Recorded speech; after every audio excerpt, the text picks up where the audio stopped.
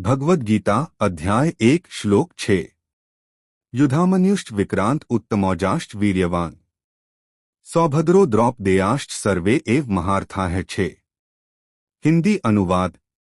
पराक्रमी युधामन्यु बलवान उत्तमौजा, सुभद्रा का पुत्र अभिमन्यु और द्रौपदी के पांचों पुत्र ये सभी ही महान रथी महारथी हैं। श्लोक का विश्लेषण।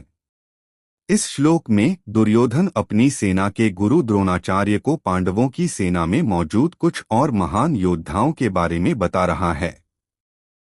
वह विशेष रूप से इन प्रमुख सेनानियों का उल्लेख करता है। युधामन्यु यह धृष्टद्युम्न का पुत्र और द्रौपदी के भाई थे।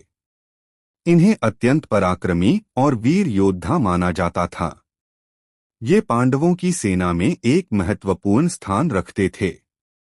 उत्तमौजा यह भी पांचाल देश के एक शूरवीर योद्धा थे और युधामन्यु के साथी थे। ये अपनी शक्ति और पराक्रम के लिए जाने जाते थे।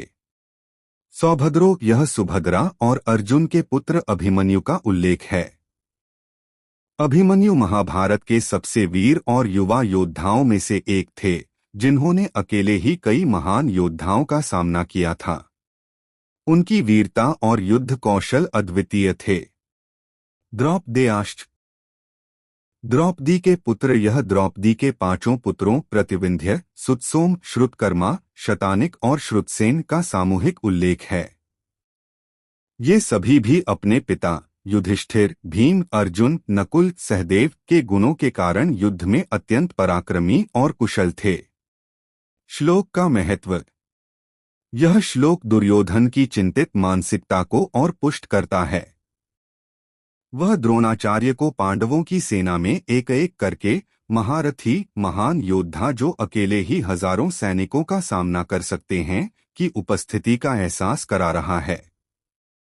इससे यह स्पष्ट होता है कि दुर्योधन पांडवों की शक्ति को कम नहीं आंक रहा था, बल्कि उन्हें एक दुर्जय प्रतिद्वंद्वी मान रहा था। यह उसके अंदर आशंका और संशय को दर्शाता है, भले ही वह ऊपरी तौर पर आत्मविश्वास दिखाने की कोशिश कर रहा हो।